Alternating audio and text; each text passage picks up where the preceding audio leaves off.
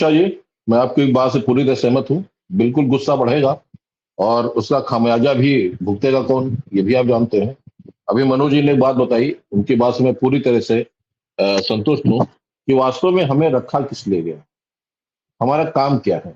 हमें जो appointment letter मिलता है उसमें क्या लिखा जाता है कि हमें खानों पकवाना है, हमें ड्यूटी भी करनी है, हमें बोर्ड ड्यूटी भी करनी है, या हमें जनगणना भी करनी है, हमें बाल गणना भी, ये क्या लिखा होता है हमें अपॉइंटमेंट लेटर पे? नहीं लिखा होता है। हमारा काम केवल शिक्षा का होता है। जैसे एक बात है कि आखिर ये बातें, ये मानसिकता बदलेगी कैसे?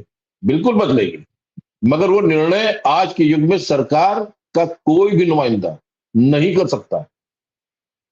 क्योंकि मैं बहुत बड़े बड़े अधिकारियों से मिला हूं, मंत्रियों से मिला, मैंने एक बात कही और यही बात कही कि जब उन्होंने कहा कि पुराने समय में गुणवत्ता थी, हमने कहा बिल्कुल थी। आज गुणवत्ता नहीं है। हमने कहा ये हम नहीं कह सकते गुणवत्ता नहीं, मगर ऐसा आपने पूछा तो ऐसा है क्यों? क्योंकि पुराने समय में शिक्षक का काम केवल पढ़ाना होता था।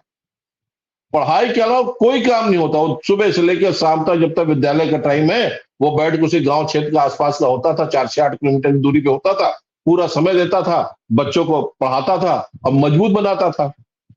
उस समय आरटीई नहीं लागू हुआ था, तो उस समय शिक्षकों का काम ये था कि जो बच्चे देखते थे वास्तव में कमजोर हैं, ये कक्षा 1 से 2 में जाने लायक नहीं है या 2 से 3 में जाने लायक नहीं है, तो उनको रोक दिया जाता 1 साल के लिए और उनकी नींव मजबूत करके आगे भेजा जाता था।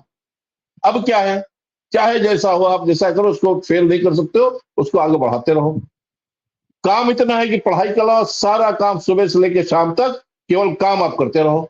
आपको बताएं, ये जो टैबलेट दिया है, इसमें एक एक फीडिंग के लिए सब हम डॉक्यूमेंट सब फीडिंग करने को तैयार है, सब ऑनलाइन करने को तैयार। बस आप ये हमारा सेल्फी वाला और ये हमारा जो फेस रिकॉग्निशन का बच्चों का अटेंडेंस आप हटा दो, मैं सब काम ऑनलाइन कर दे। और बताया आपको, एक एक फीडिंग, जैसे जो हम लोग के यहाँ किताबें आती हैं कहानियों की बच्चों की, उसकी भी फीडिंग करनी है। एक फीडिंग में 7 से 8 मिनट लग रहा है। 500-500 किताबें के विद्यालय में है, कहानियों कविता की। किताब का नाम क्या है, उसके प्रकाशक कौन है, उसके राइटर कौन है, किसके, ये पूरा डिटेल फीड करना है। अब आप बताइए कि शिक्षक विद्यालय में बैठ के ये फीडिंग करेगा या बच्चों को पढ़ाएगा? हर काम 13 रजिस्टर सब ऑनलाइन करना है, हम सब करने को तैयार है, बशर्ते ये 2 काम, एक बच्चों वाला और एक टीचर वाला। टीचर वाला सबसे नंबर 1 महत्वपूर्ण है कि जो आप टीचर्स की जो अटेंडेंस लेने की आप बात कर रहे हो, आप अटेंड टीचर दे तो रहा अटेंडेंस, और अगर टीचर नहीं पहुंच रहा है तो आपके पास इतना सिस्टम है। अरे डीएम बैठा हुआ है, सीडीओ बैठा हुआ, 2 आईएएस अधिकारी यही है, हर कदम पे उनके भी आदेश जारी हो रहे हैं। आपके एक मंडली सहायक शिक्षा निदेशक बड़े बड़े मंडलों बैठे हुए हैं, बेसिक शिक्षा अधिकारी है ही है, उनकी टीम है ही है, डाइट प्राचार्य है ही है, उनकी टीम है मौके पर मौजूद। उसके अलावा जो ब्लॉक स्तर पे ब्लॉक का जो खंड शिक्षा अधिकारी होता है, बीओ, वो है। वहां पे 5-5 एआरपी है, एसआरजी है, 3-3 2-2 3-3 जिले में। उसके बाद जो और टोटल तमाम लोग बना रखे गए। कौन सी कमी है आपको कि आप किसी भी टीचर की जांच नहीं करा सकते हो? ये काहे में रखे गए हैं? अगर आप इसको कर रहे हो तो क्या जरूरत है बीओ की, क्या जरूरत है एआरपी की, क्या जरूरत है एसआरजी की? अगर आपको सब ऑनलाइन करना है, सब आपको सीधे बैठ के सारी अटेंडेंस लेनी है, तो इन लोगों की जरूरत क्या है भाई? इनके लिए क्यों बीओ के लिए 30-30 हजार का पेट्रोल दिया जा रहा है हर महीने जांच के लिए? क्यों एआरपीओ को भेजा जा रहा है, उनके लिए 2-2 2,500 रुपए दिया जा रहा है? खत्म करिए सारे पद और कर दिए सब ऑनलाइन उठा के। इनको क्यों इतना पैसा दिया जा रहा है अलग से? मगर सरकार वो नहीं सोची। जब उनके पास, हाँ ठीक है, अगर आपका सिस्टम ना होता, आपके पास इतना वो ना होता कि आपके पास सारा सिस्टम मौजूद, आप बैठे बैठे चाहे शासन में चाहे डायरेक्टरेट में बैठे बैठे वहीं से बैठ के एक एक टीचर का किसी भी जिले का 2 मिनट में आपको पता चल जाए टीचर है कि नहीं। तो इन सब चीजों की क्या जरूरत है? क्यों टीचर टेंशन में रहे? वो सुबह से उठे, सुबह से उठ के भागे, टेंशन में रहे। जब टीचर टेंशन में रहेगा तो विद्यालय में पढ़ाएगा क्या? आप क्या चाहते हो?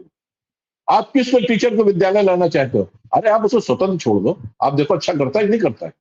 कितने शिक्षक हमें इतना अच्छा पढ़ाते हैं, इतना अच्छा काम करते हैं, मगर नहीं। जब दिमाग में एक असंतोष, और ये चीजें, ये मानसिकता तभी दूर होगी कि जब टीचर विद्यालय में रुक के सारा पाठन पाठन कराएगा। है क्या? आपने उठा के बोर्ड में ड्यूटी लगा दी, टीचर विद्यालय में है नहीं, हम अपनी परीक्षा करा नहीं पा रहे हैं। गांव वाले कह रहे हैं कि देखो मास्टर साहब परीक्षाओं के दिन गायब हो गए। उनको क्या मालूम जो अध्यापक किन मनुष्य से गुजर रहा। आपने उठा बीएलएम ड्यूटी लगा दी, आपने कहीं और ड्यूटी लगा दी। अब हम अपने विद्यालय नहीं रहेंगे तो गांव वाले क्या सोचेंगे? यही तो सोचेंगे, अरे देखो मास्टर साहब, और ये मैडम जी कार से आती हैं और ठार से चली जाती।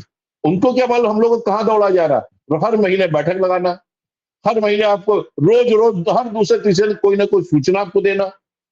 समझ में आता कि इतना बड़ा सिस्टम काहे की उतनी रोज जरूरत पड़ती है। आप ऑनलाइन करो, ठीक है, हम स्वागत करते हैं, आप ऑनलाइन करो, हर चीज हम लोग के ऑनलाइन करा देंगे। मगर ये जो चीजें अव्यवहारिक है, इन्हें आपको खत्म करना पड़ेगा। फिर सिस्टम भी आप एक ऐसा बनाइए कि कम से कम जो हम शिक्षकों के काम है उनको आप पदोन्नति 10-12 साल हो गए पदोन्नति नहीं कर पाए, क्यों नहीं कर पाए? कौन इसके पीछे दोषी है? उसके ऊपर क्या कार्रवाई की गई? कितने का समायोजन हो रहा है?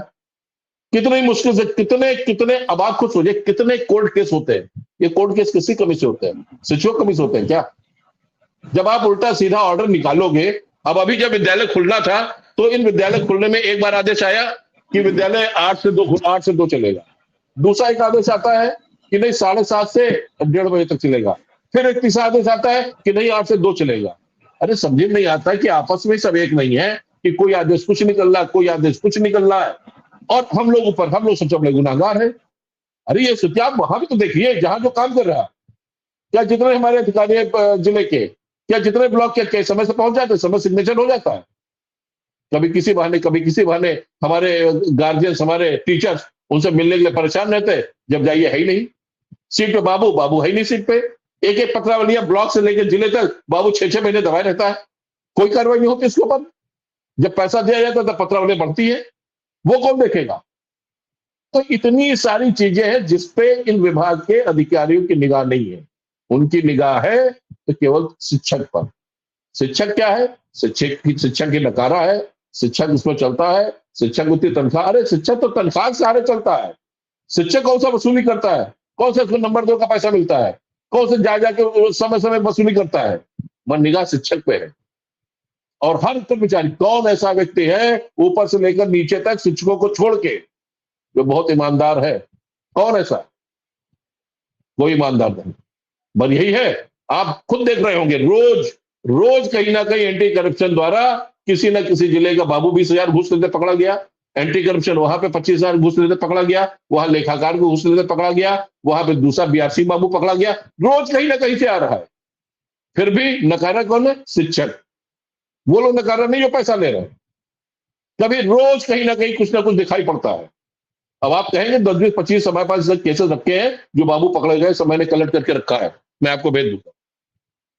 ये स्थिति है मिसाल, मगर इसके ऊपर अधिकारी बिल्कुल मौन बैठे। और सबसे बड़ी समस्या एक और है, हमारे बहुत सारे ऐसे शिक्षक जो डायरेक्टरेट में जो जुड़े रहते हैं, केवल इनका काम है अपना अपना केवल ऊंचा करने के लिए ऐसे ऐसे रास्ते बताते हैं, ऐसे कि साहब ऐसा कर दो, साहब ऐसा। अधिकार